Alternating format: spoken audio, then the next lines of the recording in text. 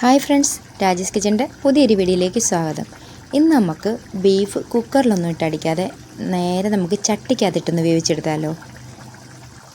പണ്ടത്തെ ആൾക്കാരൊന്നും കുക്കറിലിട്ടല്ല ബീഫ് ഉണ്ടാക്കുന്നല്ലേ. അപ്പോൾ ഇങ്ങനെ ഉണ്ടാക്കുന്നതിന് ഒരു പ്രത്യേക ടേസ്റ്റ് തന്നെ കേട്ടോ. അപ്പോൾ ഒരുപാട് ബോറടിപ്പിക്കുന്നില്ല, നേരെ നമുക്ക് വീഡിയോയിലേക്ക് പോവാം.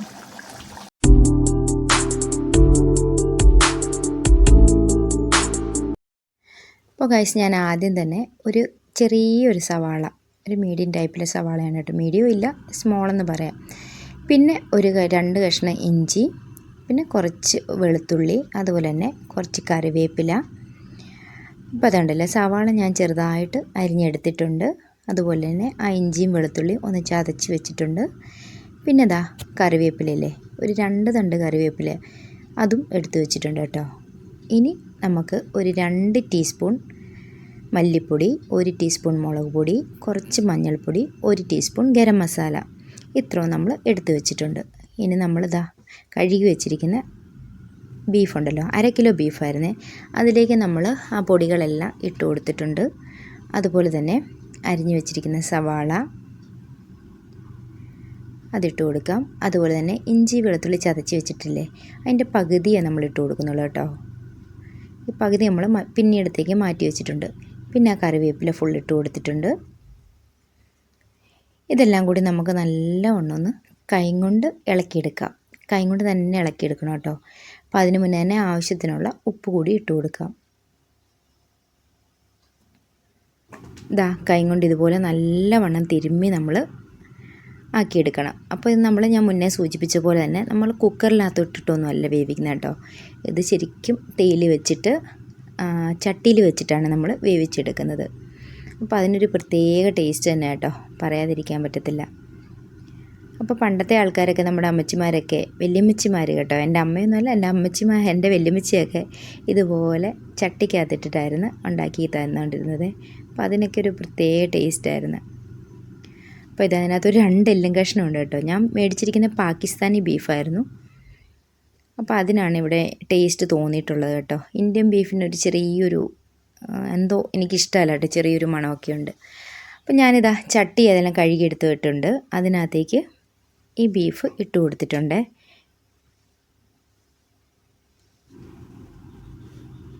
ആ ബീഫെല്ലാം നമുക്ക് ഇട്ട് കൊടുക്കാം.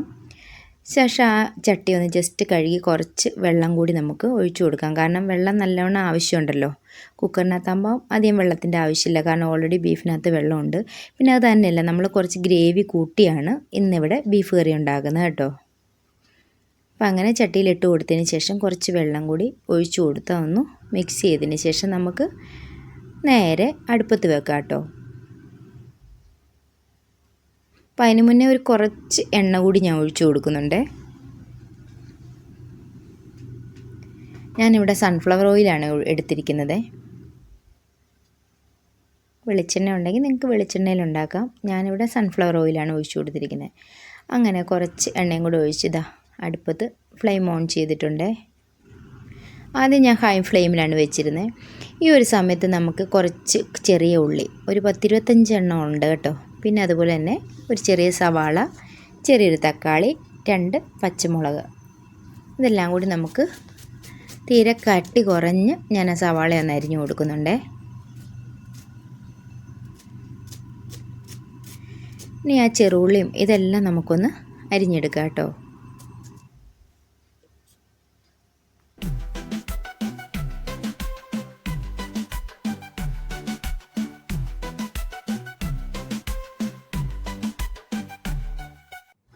ഇപ്പോൾ നമ്മളിതെല്ലാം അരിഞ്ഞെടുത്തിട്ടുണ്ട്. 10-25 ചെറിയ ഉള്ളിയോളം, അതുപോലെ തന്നെ കറിവേപ്പില, പച്ചമുളക്, തക്കാളി, സവാള, ഇത്രയും സാധനങ്ങൾ നമ്മൾ അരിഞ്ഞെടുത്തിട്ടുണ്ട്. ചെറുള്ളി എത്രത്തോളം ഇടാമോ അത്രത്തോളം നമുക്ക് ടേസ്റ്റ് കൂടുതൽ കിട്ടത്തുള്ളൂ കേട്ടോ. ഒരു സമയത്ത് നമുക്ക് ബീഫ് നോക്കിയാലോ. അപ്പോൾ അത്യാവശ്യം ഒരു പകുതി വേവായിട്ട് വന്നിട്ടുണ്ട് കേട്ടോ. ഇനി കുറച്ചുകൂടെ വേവാനുണ്ടേ. പകുതി വേവേ ആയിട്ടുള്ളൂ. ഒന്നുകൂടെ നമുക്ക് മൂടി വെച്ച് വേവിച്ചെടുക്കാം. കുറച്ചുകൂടെ കഴിഞ്ഞപ്പോൾ കുറച്ച് വറ്റിയായിരുന്നു നല്ലവണ്ണം. അപ്പോൾ ഞാൻ കുറച്ച് ചൂടുവെള്ളം കൂടി ഒഴിച്ചു കൊടുത്തിട്ടുണ്ടായിരുന്നേ. അപ്പോൾ അത് ഞാൻ വീഡിയോയിൽ കാണിച്ചിട്ടില്ല. ഇനി ഇതവിടെ കിടന്ന് വേവട്ടെ കേട്ടോ. ആ സമയം കൊണ്ട് നമുക്ക് നമ്മുടെ ഉള്ളിയൊക്കെ ഒന്ന് വഴറ്റിയെടുക്കാം. അപ്പോൾ അതിന് വേണ്ടിയിട്ട് ഒരു പാന് ഞാൻ അടുപ്പിൽ വെച്ചിട്ട് ചൂടായി വന്നതിന് ശേഷം കുറച്ച് എണ്ണ ഒഴിച്ചു കൊടുക്കുന്നുണ്ട്. അതിനുശേഷം നമുക്ക് കടുകിട്ടൊന്ന് പൊട്ടിച്ചു കൊടുക്കാം.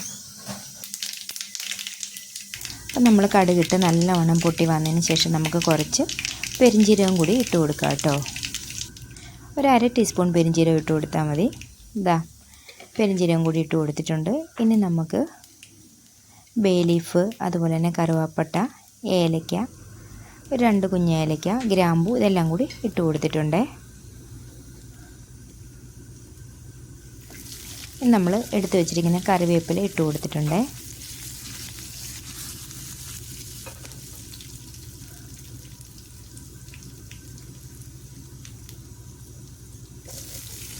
ചെറുള്ളി ഇട്ട് കൊടുക്കാം. ചെറുള്ളി കൂടി ഇട്ട് കൊടുത്തതിന് ശേഷം നമുക്ക് നല്ലവണ്ണം അതൊന്ന് മൂപ്പിച്ചെടുക്കാം കേട്ടോ.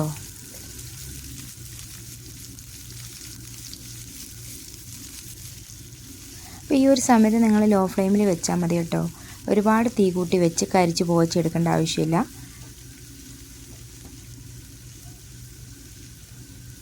കുക്കിംഗ് ഒക്കെ എപ്പോഴും നമ്മൾ ലോ ഫ്ലെയിമിലിട്ട് സമയമെടുത്ത് ചെയ്യുമ്പോൾ അതിൻ്റെതായ ടേസ്റ്റ് കിട്ടും കേട്ടോ. അല്ല പെട്ടെന്ന് കരിച്ച് പോച്ചുണ്ടാക്കുമ്പോൾ അതിൻ്റെതായ ടേസ്റ്റ് കിട്ടത്തുള്ളൂ. സമയമെടുത്ത് ചെയ്യുമ്പോൾ അതിൻ്റെതായ റിസൾട്ട് നമുക്ക് കിട്ടും. കണ്ടില്ല, നമ്മുടെ ഉള്ളിയെല്ലാം ഏകദേശം വഴന്ന് വന്നിട്ടുണ്ട്. ഈ ഒരു സമയത്ത് നമുക്ക് സവാള ഇട്ട് കൊടുക്കാം. ആ കൂടെ തന്നെ നമ്മൾ അരിഞ്ഞു വെച്ചിരിക്കുന്ന പച്ചമുളകും കൂടി ഇട്ട് കൊടുക്കാം. തക്കാളി നമ്മൾ പൊടികളെല്ലാം ഇട്ട് കൊടുത്തതിന് ശേഷം മാത്രമേ ഇട്ട് കൊടുക്കാവുള്ളൂ കേട്ടോ. അപ്പം നമ്മളിത് ആ സവാളയും കൂടി ഇട്ട് കൊടുത്തിട്ടുണ്ട്. അതുകൂടെ നമുക്ക് നല്ലവണ്ണം ഒന്ന് വഴറ്റിയെടുക്കാവേ. ഈ ഒരു സമയത്ത് ഞാൻ മറന്നുപോയൊരു സംഭവമാണത്, ഈ ഇഞ്ചിയും വെളുത്തുള്ളിയും ചതച്ച് വെച്ചിരുന്നത്. അത് വേറെ മാറ്റി വെച്ചിരിക്കുകയായിരുന്നു, അതുകൊണ്ട് മറന്നുപോയി. കുഴപ്പമില്ല, നമ്മുടെ സവാളയൊന്നും ഒരുപാട് വഴഞ്ഞു വന്നിട്ടില്ലല്ലോ.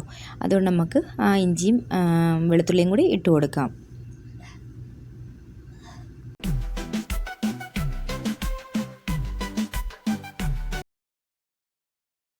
അപ്പോൾ നമ്മുടെ ഉള്ളിയും സവാളയെല്ലാം നല്ലവണ്ണം വഴന്ന് വന്നിട്ടുണ്ട്. 1/2 ടീസ്പൂൺ മഞ്ഞൾപ്പൊടി, 2 ടീസ്പൂൺ മുളക് പൊടി, അതുപോലെ തന്നെ 2.5 ടീസ്പൂൺ മല്ലിപ്പൊടി ഇതുകൂടി നമ്മൾ ഇട്ട് കൊടുക്കുന്നുണ്ട്. ടേബിൾ സ്പൂണല്ല, ടീസ്പൂണാണ് ഉപയോഗിച്ചിരിക്കുന്നത് കേട്ടോ. ഇനി ഇതെല്ലാം നമുക്കൊന്ന് നല്ലവണ്ണം ഒന്ന് വഴറ്റിയെടുക്കാം.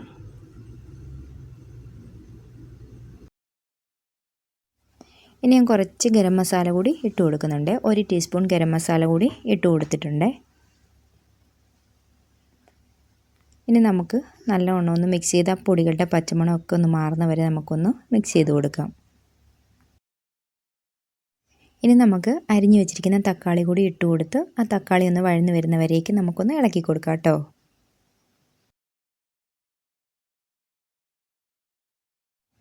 അപ്പോൾ ഇതാ തക്കാളി കൂടി വഴന്ന് വന്നിട്ടുണ്ട്. ഇനി നമുക്ക് കുറച്ച് വെള്ളം ഒഴിച്ചു കൊടുക്കാം.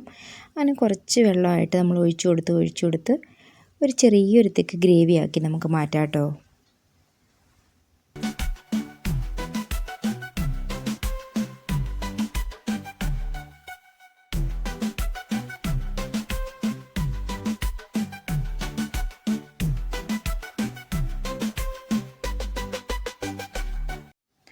അപ്പോൾ ഇത് കണ്ടില്ലേ, ഈ ഒരു തിക്ക് ഗ്രേവി ആക്കി നമുക്ക് മാറ്റാം. ഈ ഒരു സമയത്ത് നമ്മുടെ ബീഫ് വെന്തിട്ടുണ്ടോ എന്ന് നോക്കാം. നമ്മുടെ ബീഫ് നല്ലവണ്ണം വെന്ത് വന്നിട്ടുണ്ടായിരുന്നു കേട്ടോ. അപ്പം ഇത് കണ്ടില്ലേ, നല്ലവണ്ണം വെന്ത് വന്നിട്ടുണ്ട്. ഈ ഒരു ഗ്രേവി നമുക്ക് അതിലേക്ക് ഇട്ട് കൊടുക്കാം. അപ്പോൾ ഇതാ നമ്മളുണ്ടാക്കി വെച്ചിരിക്കുന്ന ഗ്രേവി കൂടി ഇട്ട് കൊടുത്തിട്ടുണ്ട്. ഞാൻ കുറച്ച് ചാറോട് കൂടിയാണ് ഇന്നത്തെ ബീഫ് കറി ഉണ്ടാക്കുന്നത് കേട്ടോ. ഈ ഒരു സമയത്ത് നിങ്ങൾ ഉപ്പ് നോക്കണം കേട്ടോ. ഞാനൊരു കുറച്ച് ഉപ്പ് കൂടി ഇട്ട് കൊടുത്തിട്ടുണ്ടായിരുന്നു, അത് വീഡിയോയിൽ കിട്ടിയിട്ടില്ല. അപ്പോൾ നമ്മൾ ഗ്രേവിയൊക്കെ ഇട്ട് കറി ഇതാ നല്ലവണ്ണം തിളച്ച് വന്നിട്ടുണ്ട്. ഇനി കുറച്ച് കടുകൂടെ താളിച്ചിട്ട് കഴിഞ്ഞാൽ നമ്മുടെ സംഭവം ഇവിടെ കഴിഞ്ഞിരിക്കുന്നു. അപ്പോൾ ഇന്നത്തെ എൻ്റെ വീഡിയോ ഇഷ്ടപ്പെട്ടു എന്ന് കരുതുന്നു. ഇഷ്ടപ്പെട്ടെങ്കിൽ ലൈക്ക് ചെയ്യാനും ഷെയർ ചെയ്യാനും സബ്സ്ക്രൈബ് ചെയ്യാനും കമൻറ്റ് ചെയ്യാനും മറക്കരുത്. മറ്റൊരു വീഡിയോ ആയിട്ട് വരുമ്പോഴേക്കും എല്ലാവർക്കും താങ്ക്സ് ഫോർ വാച്ചിങ്. ടാറ്റാ.